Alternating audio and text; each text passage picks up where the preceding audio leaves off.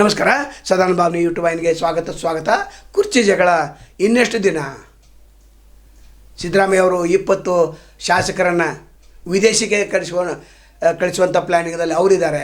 High command green signal ಕೊಟ್ಟಿದ್ದೆ ಬಿಟ್ಟು ಗೊತ್ತಿಲ್ಲ. ಅದರ ಮೊದಲು 30 ಇತ್ತು, ಈಗ 20 ಕೇಳಿದೆ.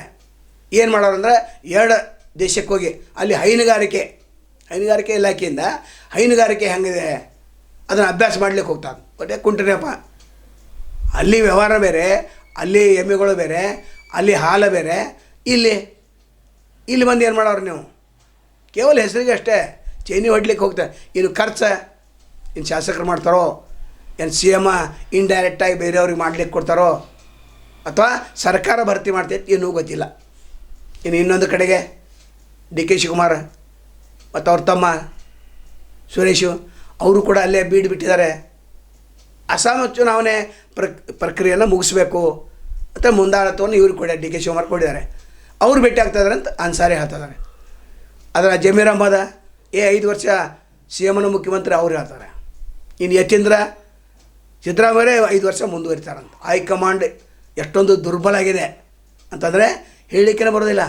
ಇನ್ನು ಖರ್ಗೆ ಅವ್ರ ಮನೆಯಲ್ಲಿ ಮೀಟಿಂಗ್ ಆಯ್ತು, AICC ಅವ್ರನ್ನ ನಿರ್ದೇಶನ ಕೊಡ್ಬೋದಿತ್ತು. ಮತ್ತೆ ರಾಹುಲ್ ಜಾರಕಿಹೊಳಿ ಕೇಳ್ಬೇಕು, ರಾಹುಲ್ ಗಾಂಧಿ ಅವ್ರನ್ನ ಕೇಳಬೇಕಾಗ್ತಿದೆ. ಈಗಾಗಲೇ ಅವ್ರು ಹೇಳಿದಾರಲ್ಲ, ಸಮಯ ಬಂದಾಗ ಕರೆಸ್ತೇವೆ ಅಂತ ಹೇಳಿದ್ರೆ. ಇನ್ನೆಷ್ಟು ದಿವಸ ಸಮಯ ಕೆಲಸ ಮಾಡಲಿಕ್ಕೆ DK ಶಿವಕುಮಾರ್ ಬೇಕು. ಅಧಿಕಾರ ಈಗಾಗಲೇ ಅನುಭವಿಸಿದಾರಲ್ಲ. ದೇವರಾಜ ಅರಸ ಏನೋ ಒಂದು ಸಾಧನೆ ಇತ್ತು, ಅದನ್ನು ಮಾಡಿದಾರಲ್ಲ. ಇವ್ರು ಮಾರ್ಗದರ್ಶನಕ್ಕಾಗಿ ಇರಬೇಕಾಗಿತ್ತು. ಅಧಿಕಾರ ವ್ಯಾಮೋಹದಲ್ಲಿ ಸಿದ್ದರಾಮಯ್ಯ ಅವರು ಇದ್ದಾರೆ ಅಂತ ಹೇಳ್ಬೇಕು. ಇನ್ನು ಜನ ಕೂಡ DK ಶಿವಕುಮಾರ್ ಮುಖ್ಯಮಂತ್ರಿ ಆದರೆ ಸ್ವಲ್ಪ ಬದಲಾವಣೆ ಆಗ್ತೈತಿ, ಕಾಂಗ್ರೆಸ್ಸಲ್ಲಿ ಒಂದು ಹೊಸ ಗಾಳಿ ಬೀಸ್ತೈತೆ ಅಂತ ಅವರಿದ್ದಾರೆ.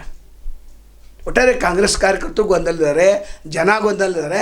ಆದರೆ BJP ಅವ್ರಿಗೆ ಇದೇ ಬೇಕಾಗಿತ್ತು. ಅದು ರೇಣುಕಾಚಾರ್ಯ ಹೇಳಿದಾರಲ್ಲ, ಈ 2 ಜಗಳಲ್ಲಿ ಸರ್ಕಾರ ಬಿದ್ದು ಹೋಗ್ಬೋದು.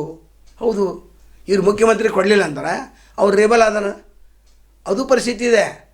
ರೇಬಲ್ ಆಗೇ ಆಗ್ತಾರೆ. ಈ DK ಶಿವಕುಮಾರ್ ಮುಖ್ಯಮಂತ್ರಿ ಆಗದೇ ಇದ್ದರೆ ಮತ್ತೆ ಯಾವಾಗಾರು ಅನ್ನೋದು ಪ್ರಶ್ನೆ ಅವ್ರನ್ನೂ ಕಾಡ್ತಾ ಇದೆ. ಅಂದರೆ ಒಟ್ಟಾರೆ ಸಿದ್ದರಾಮಯ್ಯ ಅವರು ಯಾಕೆ ಬಿಟ್ಟುಕೊಡ್ತಾ ಇಲ್ಲ? ಇನ್ನೊಂದು ಇದೆ, ಇನ್ನು ಹೈಕಮಾಂಡವರು ಅವರು CM ಮುಖ್ಯಮಂತ್ರಿ ಮುಂದುವರಿಲಿ ಅನ್ನುವಂಥ ಆಲೋಚನೆಯಲ್ಲಿ ಇರ್ಬೋದಾ? ಯಾಕಂದರೆ 2.5 ವರ್ಷ ಭಾಳ ಚೆನ್ನಾಗಿ ನಡ್ಸ್ಕೊಂಡು ಬಂದಿದ್ದಾರೆ, ಗ್ಯಾರಂಟಿಯನ್ನು ಚೆನ್ನಾಗಿ ನಡ್ಸ್ಕೊಂಡು ಬಂದಿದ್ದಾರೆ. ಮತ್ತು ನೇರವಾಗಿ ನರೇಂದ್ರ ಮೋದಿ ಅವ್ರಿಗೆ ಸವಾಲು ಹಾಕ್ತಾರೆ. ಅದೇ DK ಶಿವಕುಮಾರ್ ಸವಾಲು ಹಾಕೋದಿಲ್ಲ, ಎಲ್ಲರ ಜೊತೆ ಹೊಂದಾಣಿಕೆ ಮಾಡ್ಕೋತಾರೆ. ಅದರ ತತ್ವ ಸಿದ್ಧಾಂತದ ಪ್ರಕಾರ ಆಗಿಂದ ಏನು ತತ್ವ ಸಿದ್ಧಾಂತ ಇದೆ ಅದ್ರ ಪ್ರಕಾರ ಸಿದ್ದರಾಮಯ್ಯ ನಡ್ಕೊಳ್ತಾ ಇದ್ದಾರೆ. ಅದು ಒಂದು ವಿಶ್ವಾಸನ ಅವರು ಗಳಿಸಿದ್ದಾರೆ. ಒಟ್ಟಾರೆ ಇದು ಗೊಂದಲದ ಗೂಡಾಗಿದೆ. ಬೇಗನೆ ಸಮಸ್ಯೆ ಬಗೆಹರಿಷ್ಟು ಭಾಳ ಒಳ್ಳೆಯದು. ಯಾಕಂದರೆ ಇಲ್ಲಿ ಸಚಿವರು ಶಾಸಕರು ಒಂದು ಕಡೆಗೆ, ಇನ್ನೊಂದು ಕಡೆಗೆ ಸಿದ್ದರಾಮಯ್ಯವ್ರ ಪರವಾಗಿ ಇನ್ನು ಸತೀಶ್ ಜಾರಕಿಹೊಳಿ ಹೇಳ್ತಾರೆ ಅದು ಹೈಕಮಾಂಡ್ ಬಿಟ್ಟು ವಿಚಾರ ಅಂತ ಹೇಳ್ತಾರೆ. ಇನ್ನೊಂದು ದಿವಸ ಏನು ಹೇಳ್ತಾರೆ, ಇಲ್ಲ ಅದು ನನಗೆ ಗೊತ್ತಿಲ್ಲ, ಅದರ ಸಿದ್ದರಾಮಯ್ಯ ಅವರು ಮುಂದುವರೆದಷ್ಟು ಭಾಳ ಚಲೋ ಅಂತ ಇನ್ನೊಂದು ಕಡೆ ಅರ್ಥದಲ್ಲಿ ಹೇಳ್ತಾರೆ. ಇನ್ನು ಒಬ್ಬೊಬ್ಬ ಮಂತ್ರಿಗಳು ಹೇಳಿಕೆಯನ್ನು ಮಾತ್ರ ಬಿಟ್ಟಿಲ್ಲ.